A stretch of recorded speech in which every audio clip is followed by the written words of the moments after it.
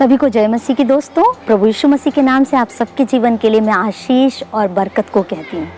क्या हुआ? आप बहुत चिंता में तो नहीं है, दुखी तो नहीं है या परेशान तो नहीं है? एक बार की बात है, एक राजा भी बड़ा दुखी था, बड़ा परेशान था। अपने राज्य पाट के कार्यों को लेकर के बड़ा परेशान था। उसने सोचा मैं क्या करूं, कैसे इसका हल निकालूं, कैसे इसकी समस्या का समाधान निकालूं। उसने पूरे राज्य में ढूंढवाया और ढूंढ ढांड करने के बाद उसे परमेश्वर का एक दास मिला, बड़ा बुद्धिमान, बड़ा समझदार दास। उसने उसे अपने समीप बुलाया और कहा, पासवान जी, पास्टर जी, मुझे कोई हल बताइए, कोई समाधान बताइए इस समस्या का, क्योंकि मैं अपने राज्य पाट को संभालते संभालते बहुत ज़्यादा परेशान हो चुका हूँ। पासवान वाकई में बहुत बुद्धिमान थे, परमेश्वर का भय मानने वाले थे और उन्होंने कहा, राजन आप एक काम कीजिए, आप अपना सारा राजपाट जो है किसी बुद्धिमान व्यक्ति को सौंप दीजिए। राजा ने कहा, मैं क्या करूं, मेरा बेटा तो जो है वो बहुत ही छोटा है, अभी मैं उसे अपना राजपाट नहीं दे सकता हूं। अब क्या करूं, कैसे मैं इन सारी चिंताओं से, सारे दुखों से, दबावों से बाहर निकलूं?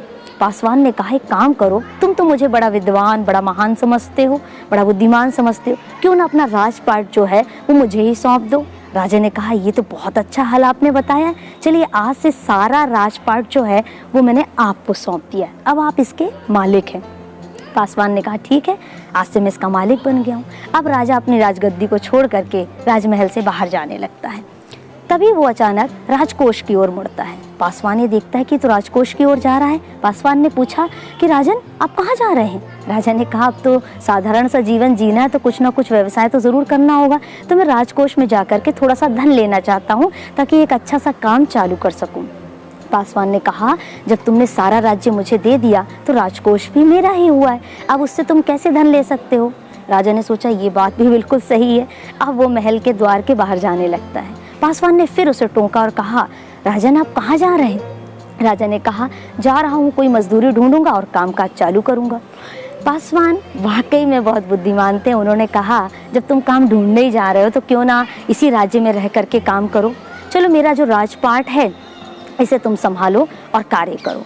राजा बड़ा खुश हो गया कि बिना ढूंढे ढांढे उसे एक अच्छा जॉब मिल गया, अब उसे राज्य संभालना है। वो राज्य संभालने के लिए तैयार हो जाता है। पासवान भी इससे विदा लेते हैं और यहाँ से चले जाते हैं। इस तरह से करते करते कुछ साल बीत जाते हैं। कुछ साल बीतने के बाद पासवान जो हैं उस राज्य में वापस आते हैं और क्या देखते हैं, राजा बिल्कुल बदल चुका है। अब वो चिंता वाला राजा नहीं है, दबाव वाला या बोझ से दबा हुआ राजा नहीं है, बड़ा टेंशन में रहने वाला राजा नहीं है, लेकिन बेहद खुश, बेहद आनंदित राजा बन गया है। बड़ा खुश है अपनी उस प्रजा को लेकर के, अपने कार्यों को लेकर, अपनी राजगद्दी को लेकर के। पासवान ने पूछा, राजा आप इतने खुश क्यों हैं? कहने लगा, जब से मैंने ये कामकाज संभाला है और जब से मैंने ये राज्य आपको सौंप दिया और मैं यहाँ कर्मचारी के रूप में कार्य कर रहा हूँ, तब से मैं बड़ा खुश हूँ, बहुत खुश हूँ। मेरी प्रजा भी मुझसे बहुत खुश है और मैं भी बहुत हल्का फील कर रहा हूँ और रात को मुझे अच्छी नींद भी आती है। पासवान वाकई में बहुत बुद्धिमान थे। उन्होंने कहा, राजन ठीक कहा आपने, बिल्कुल ठीक कहा।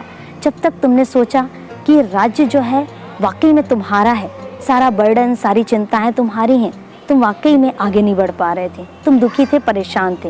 लेकिन जिस समय तुम्हें समझ में आया कि ये राज्य में तुम जस्ट एक कर्मचारी हो, तुम्हें कार्य करना है और इसके लिए तुम्हें वेतन दिया जाएगा, तुम उस काम को मेहनत और ईमानदारी से करने लगे और सुकून से सोने भी लगे। अब तुम्हारे चेहरे पर चिंताएं नहीं हैं, लेकिन आनंद है, खुशी है और तुम्हारे साथ तुम्हारी जनता, तुम्हारी प्रजा भी बहुत खुश है।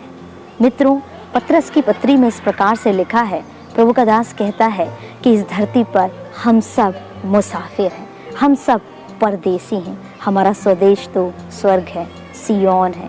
जितना समय हम इस धरती पर हैं और जो कार्य हमें मिला है, आनंद के साथ कीजिए, खुशी के साथ कीजिए, क्योंकि हम हमेशा के लिए यहाँ नहीं हैं। हम एक दिन आएगा जब हम अपने प्रभु के साथ अपने स्वदेश जाएंगे। खुश रहिए, आनंदित रहिए, जो कार्य मिला है उसे आनंद के साथ करिए। प्रभु आप सबको आशीष दे। सबको जय मसीह।